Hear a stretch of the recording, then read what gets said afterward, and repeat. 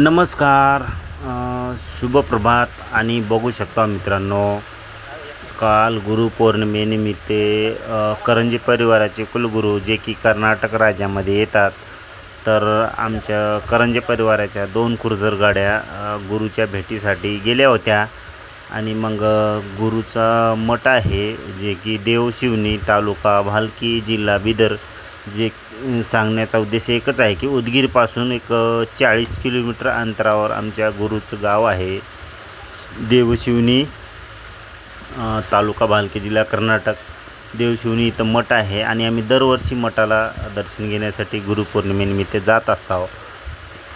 तुम्हाला एवढंच सांगायचे की आणि आमची गेल्या वर्षीपासून पंगत पण आहे. आम्ही इकडून नेऊन तिकडं स्वयंपाक करून 400-500 भाविक भक्तांना मठामध्ये जेवण करून जेवू घालतो.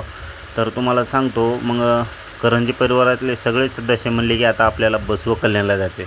मग मी हे तुम्हाला सांगू शकतो, बसव कल्याणला आम्ही गेलो होतो आणि तिथं मग जगज्योती महात्मा बसवेश्वर महाराजाचा 108 फूट उंच असणारा हे पुतळा आहे. तुम्ही बघू शकता, जे की एका हातात ज्ञानाचं पुस्तक आहे आणि एक हात असं ध्यानामध्ये मग्न आहे. तुम्ही बघू शकता.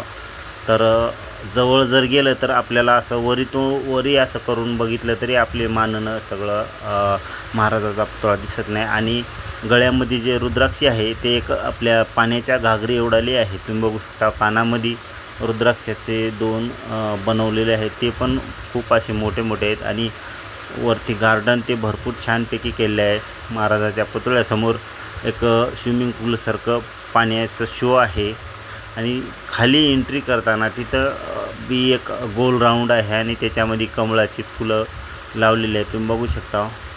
तर मी तुम्हाला सांगू शकतो, जर तुम्ही पुण्यावरून हैदराबादला जात असाल तर अगदी हायवेपासून डाव्या साईडला 2 किलोमीटर अंतरावर जगज्योती महात्मा बसवेश्वर महाराजाचा 108 उंच पुतळा आहे. आणि आम्ही आज गेल्यावर हे शूट केलं आहे. तुम्ही बघू शकता. तर सर्वांना जे बसवा अण्णा बघू शकता.